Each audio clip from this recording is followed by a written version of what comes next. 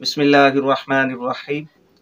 الحمدللہ رب العالمین والعاقبۃ للمتقین والصلاۃ والسلام علی اشرف الانبیاء والمرسلین اما بعد۔ سامعین و ناظرین السلام علیکم ورحمۃ اللہ وبرکاتہ۔ معزز سامعین و ناظرین، بندہ ناچیز نے پچھلی ویڈیو میں یہ عرض کیا تھا کہ انشاءاللہ العزیز ان کتب کے تعارف کا سلسلہ عوام اہل سنت کی بارگاہ میں پیش کیا جائے گا جو کتب علماء حق، علماء اہل سنہ و جماعت کی جانب سے رد وہابیت، دیوبندیت، رشیدیت میں لکھی گئی ہیں۔ اس سے قبل ایک ویڈیو بندہ ناچیز بنا چکا ہے جس میں ایک کتاب کا تعارف عوام کی بارگاہ میں پیش کیا تھا۔ آج کی اس دوسری ویڈیو میں ایک دوسری لاجواب شاندار کتاب کا تعارف عوام اہل سنت کی بارگاہ میں پیش کرنے کی سعادت حاصل کر رہا ہوں۔ میرے ہاتھ میں کتاب ہے یہ آئینہ انہی کے لیے ہے، یہ آئینہ انہی کے لیے ہے۔ اس کتاب کی جلد 1 ابھی مارکیٹ میں آئی ہے اور اس کتاب کے مؤلف مصنف حضرت علامہ مجاہد اہل سنت، مفتی اہل سنت، مفتی ابو حامد رضوی دامت برکاتہم العالیہ، اور یہ کتاب شائع ہوئی ہے ادارہ تحفظ عقائد اہل سنت، کراچی، حیدرآباد، اور اس کتاب کے صفحات 445 ہیں۔ اور اس کتاب میں جو آپ کو پڑھنے کے لیے ملے گا وہ یہ ہے کہ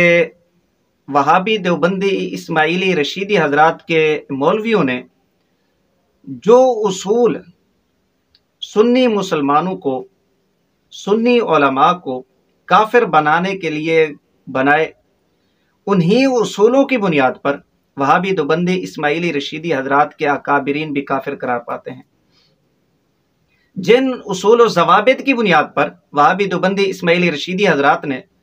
سنی مسلمانوں کو، سنی علماء کو مشرک بنایا، انہی اصول اور ضوابط کی بنیاد پر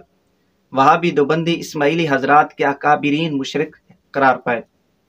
وہابی دیوبندی اسماعیلی رشیدی حضرات کے ملاؤں نے جن اصول و ضوابط کی بنیاد پر سنی علماء، سنی عوام کو بدعتی قرار دیا، انہی اصول و ضوابط کی بنیاد پر وہابی دیوبندی اسماعیلی حضرات کے اکابرین بدعتی قرار پائے۔ یعنی خلاصہ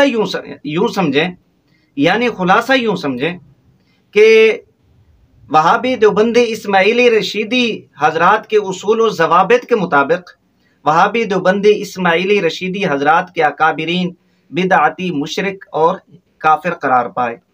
یہ تمام تفصیلات حضرت مولانا مفتی ابو حامد رضوی دامت برکاتہم العالیہ نے اپنی اس کتاب یہ آئینہ انہی کے لیے ہے اس میں نقل کیا، اور یہ ثابت کیا کہ وہابی دیوبندی اسماعیلی حضرات کا محبوب مشغلہ یہی ہے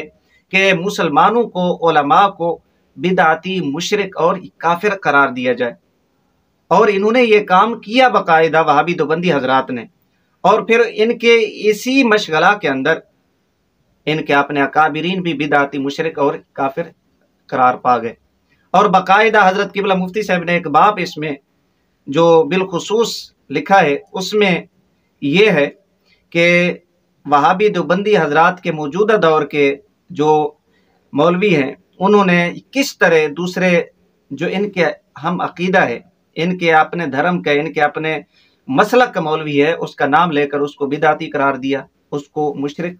قرار دیا، گستاخ رسول قرار دیا اور یہ کافر قرار دیا۔ یہ تمام کی تمام تفصیلات آپ کو اس کتاب کے اندر ملیں گی۔